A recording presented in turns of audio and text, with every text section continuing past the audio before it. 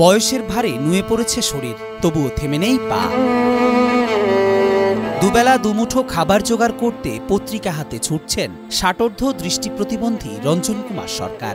আমি আজকে 38 বছর ধরে পত্রিকার ব্যবসা করি। পত্রিকার ব্যবসা আমার কাছে খুব ভালো লাগতো। গোপালগঞ্জের কোটালীপাড়ায় রঞ্জন কুমার সরকার 38 বছর ধরে এই পত্রিকা বিক্রি করে জীবিকা নির্বাহ করছেন। একসময় দিনে 600 কপি বিক্রি হতো, কিন্তু বর্তমানে তা কমে মাত্র 170 কপিতে নেমে এসেছে। এই পরিবর্তন পরিবারকে গভীর হতাশায় ডুবিয়ে দিয়েছে। আগে আমার অনেক পত্রিকা চলতো, প্রায় 600 কপি পত্রিকার মতন চলতো, কিন্তু এখন আর সেভাবে পত্রিকা চলে না। রঞ্জন কুমার সরকারের ছোট ভাই গোপাল সরকারও 28 বছর ধরে এই পেশায় নিয়োজিত। তিনি জানান, বাবা মারা যাওয়ার পর সংসারের দায়িত্ব নেওয়ার জন্য তিনি বড় ভাইয়ের সঙ্গে পত্রিকা বিক্রির পেশায় যুক্ত হন।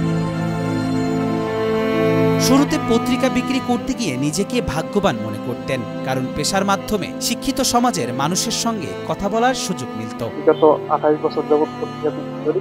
যখন অফিসার স্টাফদের বা শিক্ষিত আমাদের সাথে আমি চলতাম, তখন আমার সবচেয়ে বেশি ভালো লাগতো এবং আমি কিছু কিছু সময় মনে হতো যে আমি ব্যবসাটা ছেড়ে দিয়ে অন্য কিছু করবো। কিন্তু যখন শিক্ষিত সমাজের ভিতরে ঢুকি, তখন আর আমি এটার ভিতরটা পাই দিতে পারি নাই, কারণ মনে করছি এটার ভিতরে একটা আনন্দ আছে। রঞ্জন কুমার সরকার একজন দৃষ্টি প্রতিবন্ধী, তার একটি চোখ দৃষ্টিহীন। পত্রিকা বিক্রি ছাড়া অন্য কোনো পেশা তিনি জানেন না। পরিবারে আছে 8 জন, যার মধ্যে ছোট বোন মানসিকভাবে অসুস্থ। ছেলেমেয়েদের পড়াশোনার খরচ সব মিলিয়ে পরিবার অতিষ্ঠ। সংসারই এইটার পর চলে, পত্রিকার পর। এখন এমন সমস্যা যে এই পত্রিকা চলার কারণে দেখা যাচ্ছে আমার সংসার চালাতে কষ্ট। আমার ছেলে মেয়ে আছে, আমরা প্রায় 8 সদস্য নিয়ে সংসার, ছেলে মেয়ে লেখাপড়া করে, তারপর ঘরে একটা মানসিক বোন আছে।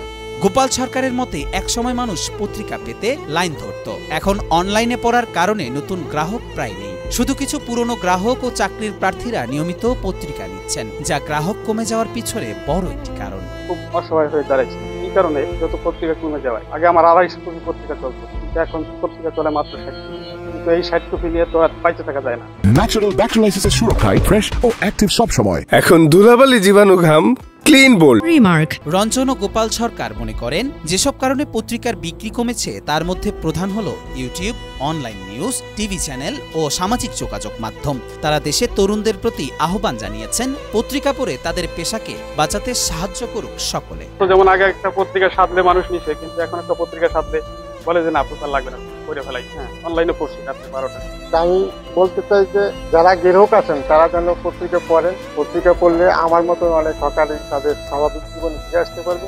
সকলের সহযোগিতা ও গ্রাহক বৃদ্ধির মাধ্যমে আবারও হাসি ফুটুক রঞ্জন ও গোপালের মুখে, এমনটাই প্রত্যাশা সচেতন মহলের। কবির চৌধুরী জয়, মাই টিভি নিউজ ডেস্ক।